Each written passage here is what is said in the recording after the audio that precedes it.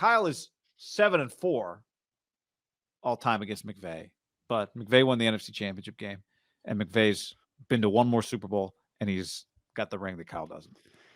Yeah, I mean, 1 point of difference before the NFC Championship game was that Kyle owned Sean McVay, right? 6-0, and that I would say that Week 18 game to get them to 10 wins, the Danny Trujillo game. Yeah, I mean, is one of the most. It's the craziest thing I've ever witnessed live.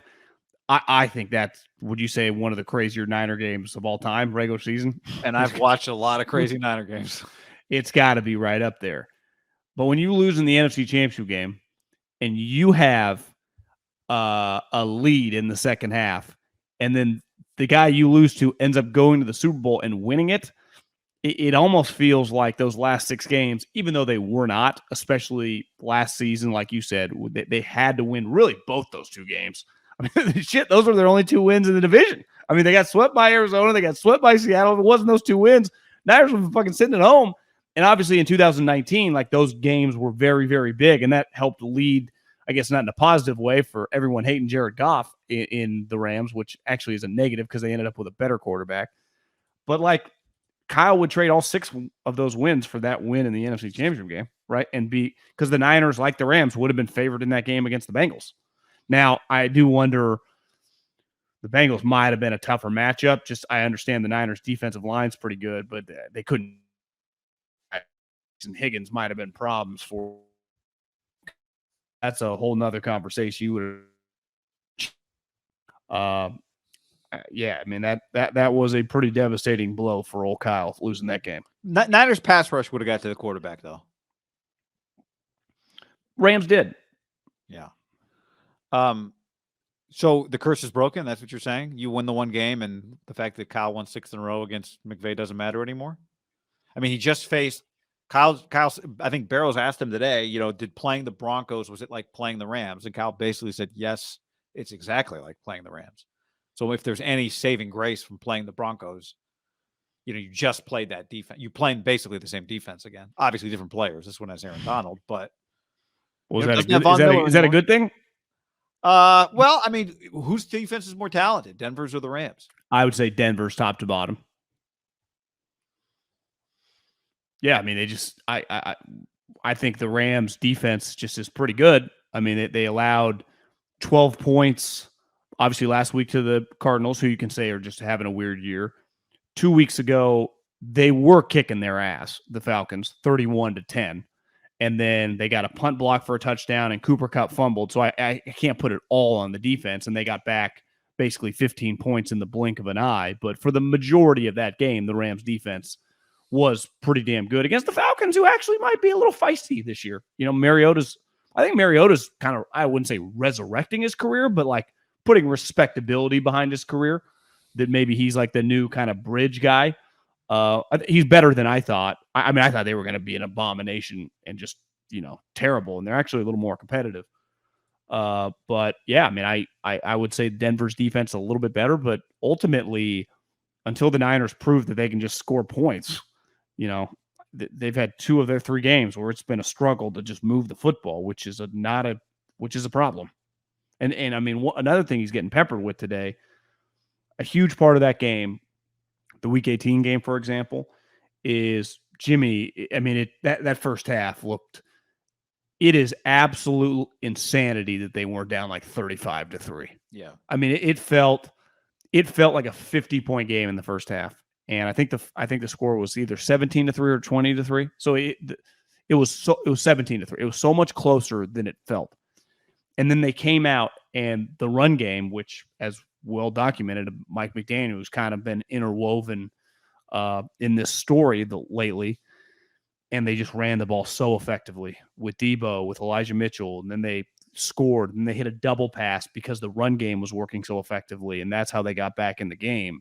It's like, are they going to be able to do that? Because, you talked about earlier this week about the run game being a little more generic and it's been a little harder.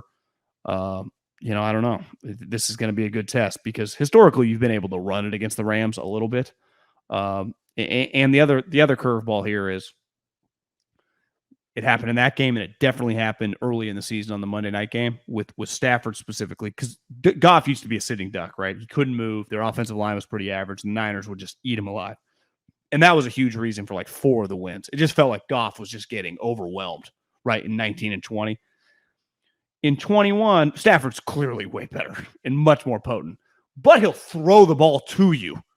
And kind of what symbolized, what everyone that like pushes back on Matt Stafford is like, well, he's a pick away from losing the NFC Championship game. And it did hit the guy in the numbers. He just dropped it. But he did throw multiple picks. Remember the first play of the Monday night game, Odell Beckham just shows up. He throws like a 90-yard bomb. He fucking throws it right to the 49ers.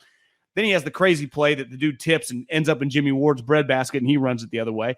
Then in the Week 18 game, he throws a couple interceptions. And the one that ultimately ended the game, which led the Niners to win the game, who was Ambry Thomas down the sideline to Odell Beckham, that when he threw it, you're like, oh, shit. And then great play. But Stafford will throw picks. I think he has 5 this year. Yeah. Well, if you told me the Niners win this game, I would say I'd be shocked Stafford doesn't hit like 2. Definitely throws 1. Yeah, I agree with you. And in some ways, you're a little surprised they didn't get one against Russ. They did try. It's important for the Rams because if they lose the game, they're 2-2, and then they play Dallas. Who's that game? Who's not bad. Game's in LA, I think. But they should be favored in that game. But the thing with the Niners is, who knows in a month, they play again in a month. It'll be less than a month by the time Monday night rolls around. They play on October 30th. They play before Halloween the second time. So I know there's no guarantee that Trent Williams will be back by the time you play that game. Now you beat him last year at the end of the year without Trent, but there's no guarantee you'll be any healthier.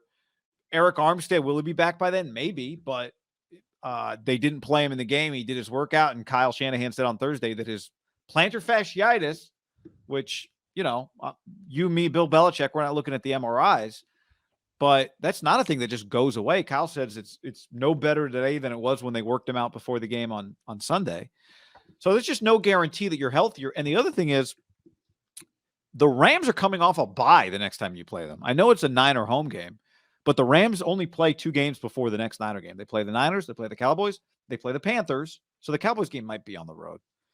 And then they hit their bye. The Niners, on the other hand, who are getting a little beat up, you're saying the Niners have a home game before they play the Rams? Yeah, but it's against the Chiefs. The Rams are coming off of a bye. So even though the Niners-Rams game, well, I guess, and it's there, right? It's a home game for the Rams. This game's well, last year, remember? Yeah, maybe that doesn't matter. But my ultimate point is the Rams game, the Rams are coming off the bye the next time you play them, and you're coming off a Chiefs game. Yeah. And it's not that far away. So, and this one's at home. So I do think, the Rams have a little urgency, but the Niners definitely. I mean, they lose the game, they're 1-3. They've got a ton of urgency here. Yeah, I would say the Niners have. This is what happens when you find yourself below the, Mendoza line. I consider the Mendoza line in football under 500. And when you do, you're just fighting an uphill battle, right? Because you're just constantly just trying to get above. And when you get a couple game, like once you get to like 6-3, losses don't cripple you. Even if you're like, oh my God, I just lost to the Jets. You're like, whatever, I'm 6-4. Right. And then it's just harder. This is what happened last year, and it's happening again this year, even faster than last year. You can't take a deep breath. It's not must win, but holy shit, you're 1-3. And then it's like, well, you cannot lose the next 2 games to the Panthers and the Falcons. Or is it the Falcons? It's definitely the Falcons. It goes Panthers, Falcons, Chiefs. And Panthers, Falcons are road games. So you're basically staying, probably at the Greenbrier or whatever, right? You'll be staying somewhere out there. You're not coming home. Yeah. So that puts a lot of pressure. And who knows? I mean, I think Carolina's much improved, even though I saw Christian McCaffrey's he's not banged up. Yeah. Thigh. He's got missed games written all over him. I know. But it's also a short week game.